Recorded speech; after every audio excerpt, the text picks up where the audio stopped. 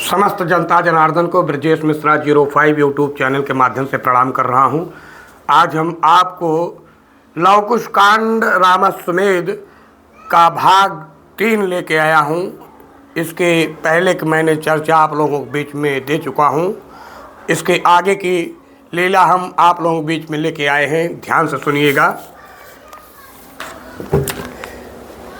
श्री कैकेयी मात ने किया उचित ही काम, होना ही चाहिए था भरत लाल को राज। जो बनचर आदिक के भय से निज पत्नी तक तो तजते हैं, इस बड़ी अयोध्या की रक्षा वह किस प्रकार कर सकते हैं। दासी आज्ञा पालन करने कौशलपुर में रह सकती है, पर इसका नहीं भरोसा है आत्मा और में रह सकती है। उद्यापन पूजन तीर्थाटन आराधन है भरतार तुम्ही, इस नैया के पतवार तुम्ही, इस पार तुम्ही उस पार तुम्ही। झड़ी आंसुओं की बधी बस इसके उपरांत, अच्छा तो तुम भी चलो बोले सीताकांत। लखन लाल आए तभी सुनकर यह संवाद, वह भी बन संगी बने कुछ विवाद के बाद। तपसी सुनकर चले जब लखन जानकी राम, पहली निश सबसे किया तमसा तट विश्राम। आगे चल कर केवट द्वारा जब तीनों गंगा पार हुए, उतराई है देने में रघुनंदन कुछ लाचार हुए। उस समय अवस्था रघुबर की सीता ने जब अवलोकन की, निज कर से मण मुदरी देकर कर डाली स्वामी के मन की। कितनी है संसार में ऐसी बुद्धि भी उदार, निज मन से जो जान ले पति के मन का सार। बिना कहे फिर स्वामी के कर डाले प्रिय काज, जिसमें पति संतुष्ट हो और न जाए लाज। वही अंगूठी लगा जब देने प्रभु का हाथ, चरणों को छू कर कहा केवट ने हे नाथ। क्या कहा? कितने ही संत साधुओं को सेवक ने पार लगाया है, सबने ही ज्ञान विवेक दिया, दी नहीं किसी ने माया है। अब तुमसे भी है तपसीवर, नहीं है उतराई लेना। मैंने गंगा को पार किया, तुम भवसागर से पार लगा देना। तदुपरांत रमते रहे वन में शिवा निवास, चित्रकूट में कुछ दिनों जम कर किया प्रवास।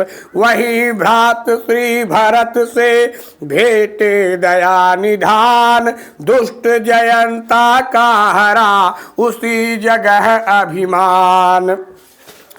फिर आगे अत्रि से मिलकर जब पंचवटी अपनाई थी, रावण की भगनी सुपर्णखा तब वही अचानक आई थी। लव कुश इस तरह से बीड़ा बजाते हुए सारे वृतांत को, राम की पूरी लीला का वर्णन कर रहे हैं। बहुत ही अच्छा लगेगा मेरे प्यारे भाइयों माताओं, अवश्य सुनिएगा। उस समय विदित यह किसको था, रावण यह कर दिखलाएंगे, लक्ष्मण द्वारा उस नारी के नासिका कर्ण कटवाएंगे। पर यह बात वास्तव यह थी, दुष्ट को दंड दिलाना था, पापों से वंचित रखने को परिपूर्ण कुरूप कराना था।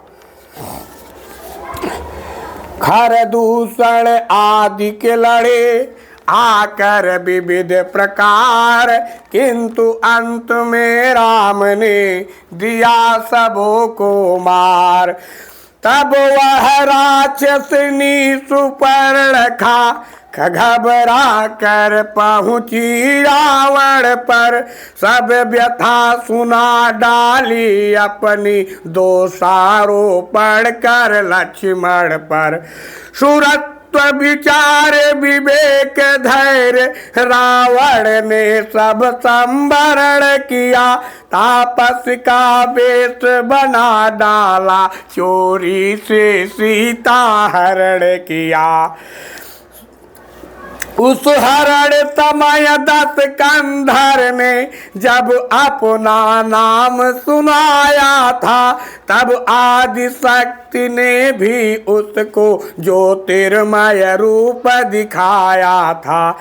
जब पहचाना सीता माँ को, तब सिर ना कर लंका लाया, प्रासादों में अनतिक समझा, वन में अशोक के ठहराया।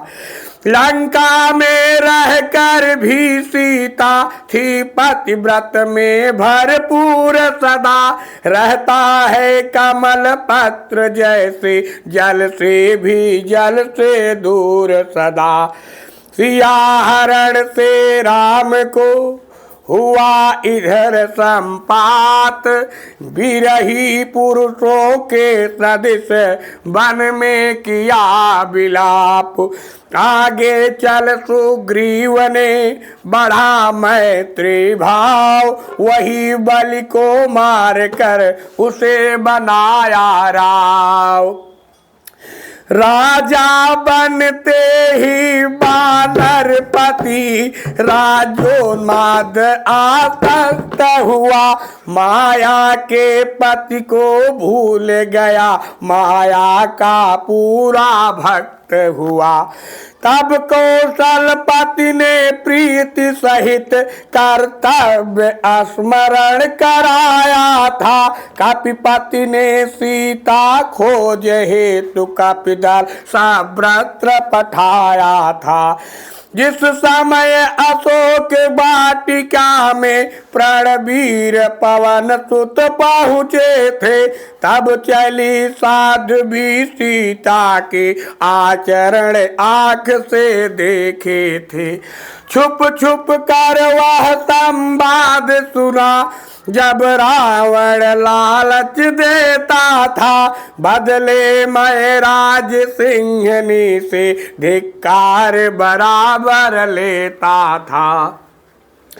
10 मुख जब कह रहा था, सुन सीता धर ध्यान, मुझसा कोई दूसरा और नहीं बलवान। मैं ही तो ऐसा राजा हूँ जिसकी सोने की लंका है, मैं ही तो ऐसा योद्धा हूँ जिसका पृथ्वी पर डंका है। मायापत भी जिसके डर से मायापट में छुप बैठा है, वैदेही वही 10 कंधर तेरी प्रिय दृष्टि चाहता है। सीता तब कह रही थी, अरे दुष्ट हो मौन, मिथ्या भाषण से भला वीर बना है कौन। मैं वह हूँ जिसने एक समय शंकर का धनुष उठाया था। तू वह है जिसने उस धन को छूने में भी भय खाया था। मैं उसकी हूँ जिसने शिव धनु दो टूक तुरंत कर डाला है। वह तू है जिसमें चोरी से पर नारी को हर डाला है। तू वह है जिसने चोरी से पर नारी को हर डाला है। सहन नहीं 10 वदन से हुए जब ये बैन, खंग खींच ली उसी चढ़ लाल किए लिए नैन। बोला जो फिर असभ्यता की तो चंदा सी रह जाएगी। इस तेज खड्ग की धारा में तीर के समान बह जाएगी। यदि मेरी हो जाएगी तो सब जग में तू जगमग होगी। अन्यथा जीभ के साथ साथ या गर्दन अभी अलग होगी।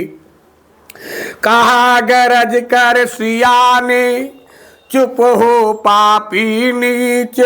सिंधु सदा ही सिंधु है कीच सर्वदा कीच।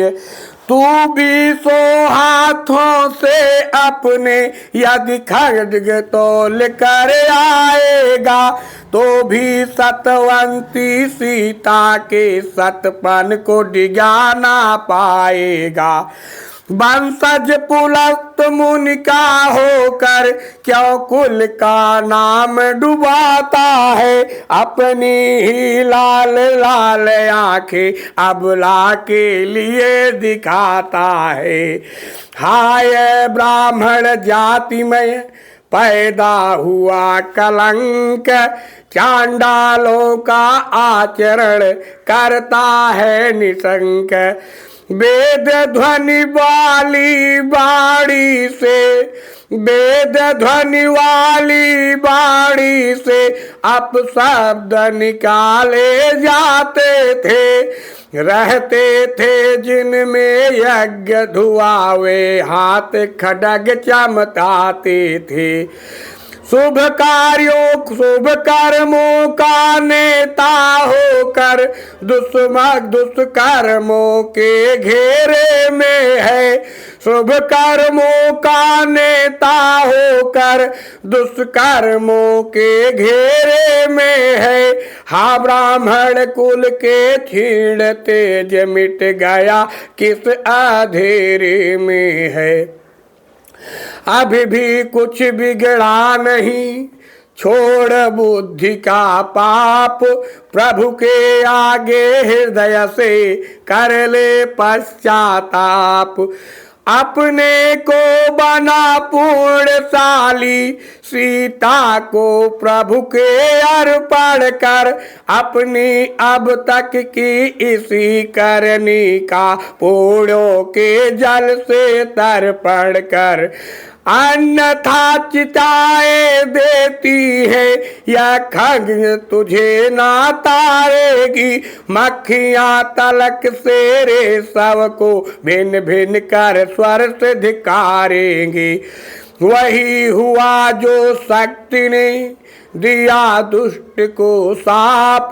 ले बैठा सब अंत में उसे उसी का पाप। इसके ज्ञाता है पवन तनय फिर स्वयं पवन भी साक्षी है। पृथ्वी नभ के मध्य स्थल में घटना यह प्रकट घट चुकी है। उस लीला के कुछ काल बाद इस भांति पूर्ण संवरण हुआ। कौशलाधीश के हाथों से लंकाधीश्वर का मरण हुआ। सती सदा सत पर रही किया सत्य पद प्राप्त। जिसने उसको दुख दिया वह हो गया समाप्त। इतने पर भी राम को हुआ न उसका ज्ञान। आई जब से सामने कर डाला अपमान। बानर मंडल से भरा पूरा रण की जय का दरबार हुआ। लाखों जीवों के सम्मुख वह सत परिचय का दरबार हुआ।